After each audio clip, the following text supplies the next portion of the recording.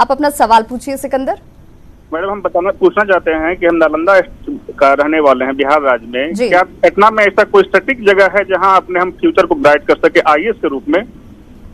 Doctor Ranjit Kumar Singh, मैं आपसे चाहूंगी कि आप इन्हें जरूर गाइड करें, क्योंकि ये जानना चाहते हैं कि आखिर वो सेंटर पॉइंट क्या हो, कहाँ पहुंचे जहां से एग्जैक्ट गाइडेंस मिल पाए, उन्हें बताया जा सके कि क्या बेहतर होगा, कैसे पढ़ें, क्या पढ़ें, कितना पढ़ें। सिकंदर, आपके क्वेश्चन जो है वो आप चूंकि नालंदा में है और पटना के डिस्टेंस ज़्यादा नहीं है। पटना में बहुत सारे कोचिंग संस्थान है, जो दिल्ली में जो रिनोन्ड कोचिंग है उसकी भी ब्रांचेज जो है पटना में आ गई है। तो आप स्टार्टिंग जब शुरू करते हैं तो जब कोचिंग में जाते हैं तो एक ग्रुप मिलता है, एक आपको सही गाइडेंस मिलता है, लेकिन पढ़ना खुद को पड़ता है। तो आप यह प्लान कर सकते हैं कि 1 साल तक पटना में रहकर आप अपनी तैयारी को आप एक सही डायरेक्शन में ले जा सकते हैं। साथ ही लेकिन आप हमेशा ध्यान रखिए कि self study is the best study. आपको सेल्फ स्टडी पे ही कंसंट्रेट ज़्यादा करना पड़ेगा, क्योंकि कोचिंग क्लास से तो आप पास नहीं कर पाएंगे। अगर ऐसा होता तो आप देखेंगे कि 5 लाख से ज़्यादा दिल्ली में कैंडिडेट्स हैं जो कि पास हो जाने चाहिए थे। पास वही करता है जिनके अंदर जो है एक जुनून और जिगरा होता है, जो कि काम करना चाहता है कि बिल्कुल मुझे पास करना है। जैसा कि कमल अभी बता रहे थे कि आपके पास सबसे पहले तो ये देखना है कि आपको करना क्यों है। जब वो आपके मन में आ जाता है तो करने के लिए मोटिवेशन मिलता है और आप दिन रात जो है इसके लिए प्रयास करना शुरू करते हैं। तो पटना में भी कई कोचिंग संस्थान है, लेकिन स्तरीय कोचिंग संस्थान में जरूर नामांकन लें, क्योंकि पटना में भी बहुत सारे ऐसे कोचिंग है जो कि आपको हो सकता है कि सही गाइडेंस न दे और आपको दिग्भ्रमित कर सकता है। तो आप ये देख लें कि जहाँ से रिजल्ट अच्छा हो, जो अच्छे टीचर्स हैं पहले उसको देखें। बेटर यही है कि आपके जो सीनियर्स हैं वो आपको सही गाइड कर सकते हैं, जो सक्सेस हुए हैं उनसे ज़रूर आप जो है सो कांटेक्ट में रहें तो आपको गाइड कर सकते हैं। जैसे मेरी भी संस्था एक फ्री में चलती है, मिशन 50, आप वहाँ पे फ्री में नामांकन करा सकते हैं, जिसमें कि आईएएस ऑफिसर ही वहाँ जाके क्लास लेते हैं, तो वहाँ भी आप आके कांटेक्ट कर सकते हैं। मेरा सवाल ये है कि घर पे रह के उस तरह से एकाग्रता पूर्ण कैसे तैयारी किया जा सकता है, क्योंकि घर में थोड़ा सा माहौल का दिक्कत हो जाता है। तो सर से यही सवाल है कि सर कृपया इसके बारे में दिशा निर्देश दिया जाए। डॉक्टर रंजीत कुमार, आप घर पे रहकर माहौल का तैयारी पर फर्क पड़ता है, ये सभी मानते हैं, चाहे तैयारी आप किसी भी कॉम्पिटिटिव एग्जाम की कर रहे हो। क्या ये बाधक बनती है? क्या वहां पर आप बेहतर तैयारी कर सकते हैं? विभा जी, सभी तो घर पे रह के पढ़ते हैं जो मैक्सिमम लोग, लेकिन घर में जो गांव का माहौल है, चूँकि वो जमुई में है, तो मैं उनसे यही कहूँगा कि आप जो है जो आपके सीनियर्स होंगे या फ्रेंड जो पटना में रह रहे होंगे या दिल्ली में रह रहे होंगे, उनके कांटेक्ट में रहिए, आप उनसे बातचीत करिए या जो मटेरियल्स है, स्टडी मटेरियल्स है, उसको मंगवाइए। लेकिन घर पे पढ़ते हुए आपकी एक स्टडी रूम होगी जिसमें कि आप स्टडी कर सकते हैं। स्टडी के दरमियान आप ये ज़रूर ध्यान रखें कि आपको एक गैप भी रखना पड़ता है। ज़रूरी नहीं होता है कि 8 घंटा पढ़ना है तो कंटिन्यू आप पढ़िए। 1.5 से 2 घंटे का एक गैप बनाइए, 1.5 से 2 घंटे पढ़ाई करिए, 5 मिनट के लिए घर के बाहर आप घूम सकते हैं, उसके बाद वापस आके फिर से पढ़ सकते हैं।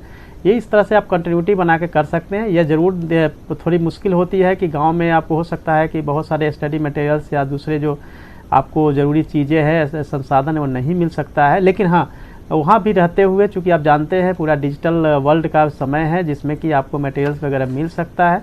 बट हाँ, वो आपको फुल डेडिकेशन के साथ आपको स्टडी करनी होगी, तभी आप सक्सेस हो पाएंगे। लेकिन सक्सेस होने के लिए बहुत ज़रूरी है कि आपको दूसरे जो आपके फ्रेंड हैं या सीनियर हैं उनके साथ आपको कंटिन्यू कोऑर्डिनेशन बनाना पड़ेगा, क्योंकि आपको गाइडेंस कुछ भी नहीं मिल पाएगा वहाँ पे, क्योंकि आपको एक माहौल नहीं है। लेकिन माहौल जो है खुद से आपको तैयार करना पड़ेगा।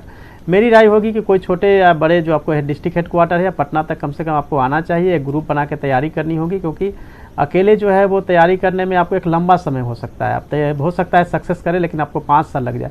लेकिन अगर अच्छे माहौल में रहते हैं और जब आपके साथ तैयारी करने वाले एक अच्छे ग्रुप में होते हैं तो सक्सेस आपको 2 साल में मिल सकती है। फ़र्क सिर्फ इतना ही होता है। लेकिन अगर नहीं भी आ पाते हैं तो आप अपने सीनियर्स या फ्रेंड के साथ आप कॉन्टैक्ट में रहिए, स्टडी मटेरियल्स लीजिए, और आप जिस भी समय आप पढ़ना चाहते हैं। कई लोग जो है प्रीफर करते हैं कि नाइट में पढ़ते हैं, तो नाइट में आपको कोई डिस्टर्ब नहीं कर सकता। आप नाइट में पढ़ सकते हैं, मॉर्निंग के 5 बजे तक, फिर आप सो सकते हैं।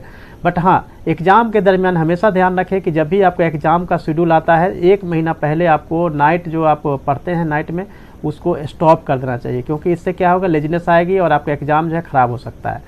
तो ये आपको ध्यान रखना पड़ेगा। गाँव में रहते भी तैयारी, स्पेशली बीपीएससी आप कर सकते हैं, बट यूपीएससी के लिए कहीं ना कहीं आपको शहरों की तरफ रुख करना पड़ेगा। तो आदर्श आनंद, आपने सुना होगा कि डॉक्टर रंजीत क्या गाइड कर रहे हैं और आपको इन बातों को ध्यान रखने की जरूरत है। हमारे साथ एक कॉलर जुड़ गए हैं वैशाली से, विवेक कुमार।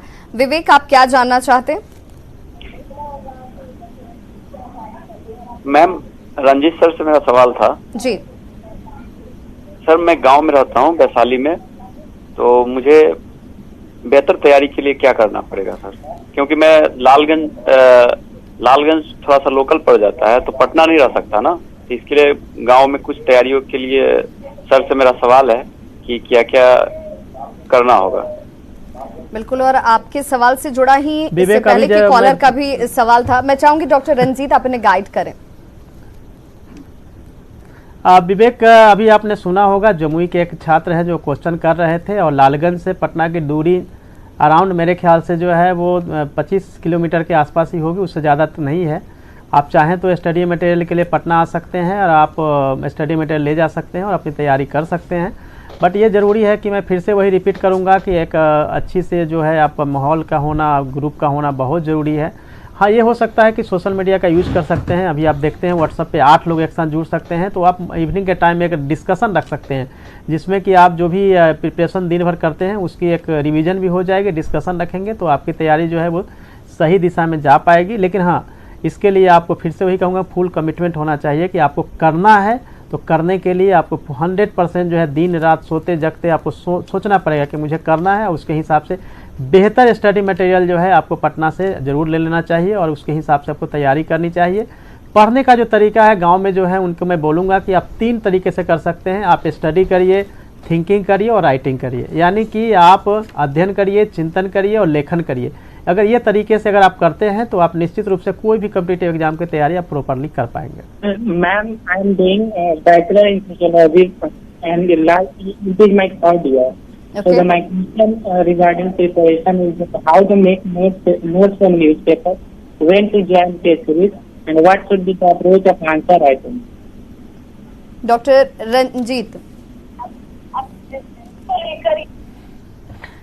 आपका सवाल जो है वो आपकी प्रिपरेशन से लेकर है और स्पेशली आपने फोकस किया है कि आंसर राइटिंग। बिल्कुल आपकी आंसर राइटिंग जो है प्रीवियस 10 ईयर्स के जो क्वेश्चंस हैं उसको आप फोकस करके आपने ये स्टार्ट कर दीजिए, क्योंकि लेकिन आंसर राइटिंग आप तब शुरू करेंगे जब आपकी प्रिपरेशन हो जाएगी। अदरवाइज जो है आपको आंसर राइटिंग जो है प्रॉपरली आप नहीं कर पाएंगे। तो आप अभी चूँकि ग्रेजुएशन अंडर ग्रेजुएट है, आप ग्रेजुएशन कर रहे हैं, लेकिन ग्रेजुएशन के दरमियान एटलीस्ट जो है 3 से 4 घंटे का समय अलग से निकालिए जिसमें कि आप अपनी तैयारी को शुरू करिए। लैंग्वेज का जहाँ तक सवाल है कि किस तरह से आपको लिखना चाहिए आंसर राइटिंग में, तो एनसीईआरटी की जो लैंग्वेज होती है उसी को पकड़ के अपनी जो आंसर राइटिंग छोटे छोटे सेंटेंस में अपना आप आंसर राइटिंग को प्रॉपरली जो है ले जा सकते हैं। बट साथ ही मैं ये ज़रूर कहूँगा कि अभी प्रैक्टिस करने के बजाय आप फोकस करिए अपने ग्रेजुएशन पे और साथ ही जो है 2 से 3 घंटा समय दीजिए जिसमें कि एनसीईआरटी के बुक से स्टार्ट करिए। टेक्स्ट बुक जो है आप सभी जानते हैं, जैसे पॉलिटी के लिए लक्ष्मीकांत की बुक है, उसके अलावा हिस्ट्री की भी किताब है, बिपिन चंद्रा की किताब, उससे पढ़ सकते हैं। इकोनॉमिक्स के लिए जो है रमेश सिंह की बुक्स है, उससे आप स्टडी अपनी स्टार्ट कर सकते हैं। इसी तरह से बहुत सारे ऐसे मानक बुक्स है, स्टैंडर्ड बुक्स है जिससे कि अपनी स्टडी को आप स्टार्ट कर सकते हैं। बट इतना ज़रूर है कि एनसीईआरटी पढ़ना है, जिसमें कि हिस्ट्री के लिए ओल्ड एनसीईआरटी पढ़नी है। बाकी सभी जो एनसीईआरटी की बुक्स है वो न्यू वाली है, उसी से आपको प्रिपरेशन करनी है। तो इस तरह से अपनी स्टडी जो है आप पटना में रह रहे हैं, आप अपनी स्टडी कर सकते हैं। जी सर, मेरा सवाल डॉक्टर रंजीत कुमार सिंह से है, इसलिए कि मैं भी पेशे से शिक्षक हूँ और प्रधानाध्यापक के पद पर गया में पदस्थापित हूँ। हमारी बेटी आईटी ब्रांच से फाइनल ईयर में है और उसको मैं आईएएस करवाना चाहता हूँ। उसके लिए कौन कौन सा सब्जेक्ट और क्या करना होगा, थोड़ा सा सर से सलाह लेना चाहता हूँ। डॉक्टर रंजीत कुमार सिंह। कौशल जी, मैं फिर से रिपीट करूंगा कमल तनूज जी की ही बातें कि आप चाहते हैं, बच्चे आपके चाह रहे हैं कि नहीं चाह रहे हैं। कौशल जी, सबसे पहले तो आप अपने बच्चों से ही बात करेंगे, क्योंकि अभिभावक को देखा जाता है कि जो उनका ड्रीम रह जाता है वो अपने बच्चों में देखते हैं और उसे करवाना चाहते हैं। तो ज़रूरी है कि बच्चे जो आपके हैं वो भी, चूँकि अब फाइनल ईयर में है आईटी में, तो मैं कौशल जी यही कहूँगा कि अब इतनी भी छोटी नहीं रह गई हैं कि उनको बहुत सारी जानकारियाँ नहीं है। अभी पूरी दुनिया के बारे में उनको अच्छी से जानकारी है। तो सबसे पहले उनको ये देखना पड़ेगा कि वो स्टडी के लिए पूरी तरह तैयार है या नहीं। अगर तैयार है तो पहले जो बुक्स, जो मानक बुक्स है एनसीईआरटी से लेकर जो टेक्स्ट बुक है वो देख ले। और जैसा विजय जी बता रहे थे, सबसे पहले सिलेबस हमें देखना पड़ता है और सिलेबस के साथ हमको आना पड़ता है अपने ऑप्शनल पेपर पे, या फिर मेंस का जो क्वेश्चन है, प्रीलिम्स का जो क्वेश्चन है, एक बार देखना चाहिए। उसके बाद ये डिसाइड कर सकते हैं कि कौन सा ऑप्शन हमें लेना चाहिए या हमें जो है तैयारी का क्या हमारा ढंग होना चाहिए।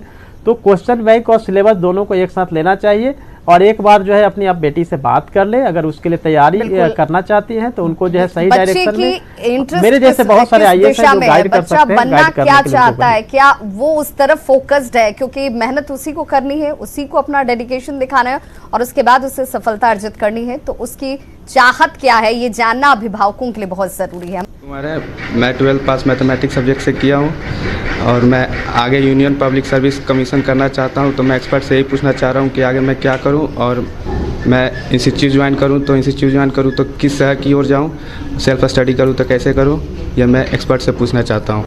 डॉक्टर रंजीत, मैं यही बोलूँगा शिव को कि देखिए, आपको अपने ही क्वेश्चंस में आपने आंसर दे दिया कि मुझे जो है सेल्फ स्टडी करनी है, इंस्टीट्यूट्स देनी है।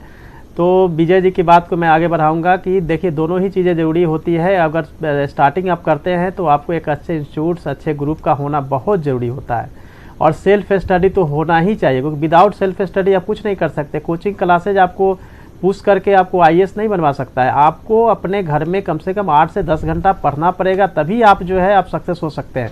एक डायरेक्शन हो सकता है, गाइड हो सकता है। तो इसके लिए ज़रूरी है कि आपको सेल्फ स्टडी पे फोकस तो करनी ही है। साथ में चूँकि अगर ऑनलाइन क्लासेज के बारे में भी बताए थे कमल जी, तो उसके ही माध्यम से भी ऑनलाइन भी क्लासेज, ऑनलाइन मटेरियल्स आप एक्सेस कर सकते हैं। और अगर शहरों में आ सकते हैं, पटना या दिल्ली जैसे शहरों में, तो आप वहाँ पे आप ऑफलाइन क्लासेज भी ले सकते हैं। लेकिन चूँकि अभी आपने तैयारी शुरू की है, आप 10+2 में हैं, तो आप सबसे पहले तो ग्रेजुएशन करते हुए एटलीस्ट 3 से 4 घंटे का समय आप निकालिए। डेली जो है आप उसको जो भी पढ़ते हैं उससे छोटा छोटा नोट्स बनाइए। एक पॉकेट डायरी जरूर रखिए, जिसमें कुछ भी याद नहीं होता है तो पॉकेट डायरी में आप नोट डाउन कर सकते हैं, जिसको कि बार बार रिवीजन कर सकते हैं। तो ये कुछ छोटे छोटे चीजें हैं जिसको कि अपनाकर अपनी छोटी छोटी लेकिन बेहद महत्वपूर्ण जानकारियों को आप अपनी तैयारी में शामिल कीजिए।